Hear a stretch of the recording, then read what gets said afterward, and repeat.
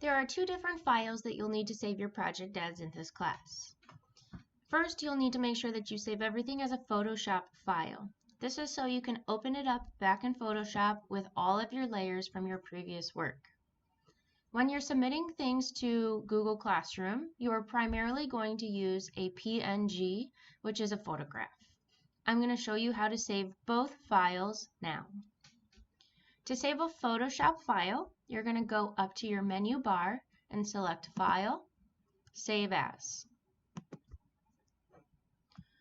On the new window, you're going to make sure you scroll all the way to the bottom and you're going to select your jump drive. Next to your file name, you're going to use your last name, underscore, and then the name of the project or the assignment that you're turning in. For this, we'll just use the word flower. Next to Save As Type, you should see the word Photoshop, and in parentheses, it should say PSD. Then you're going to select Save. At the bottom left of your Photoshop screen, you'll see a blue bar, and it will say the percentage that has saved. When it disappears, you know that your file is completely saved onto your jump drive, and you can eject your jump drive.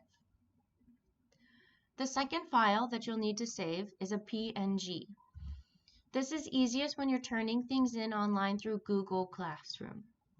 To save a PNG, you're going to go up to your menu bar and select File, Save a Copy.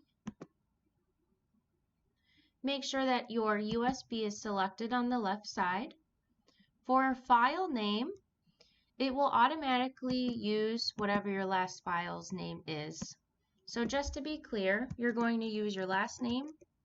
It would be the name of the assignment, so we'll say flower, and then you can type in the word copy. That way you know anytime you see the word copy, it's a PNG. Next to Save As Type, you need to select this bar, and you are going to find PNG, and in parentheses, it should say PNG. Then you are going to select Save. PNG format options, I always recommend a large file size, and you're going to select OK. And again, once that blue bar is gone in the bottom left corner of your Photoshop screen, that means it is successfully saved onto your jump drive. You can close Photoshop now and eject your USB.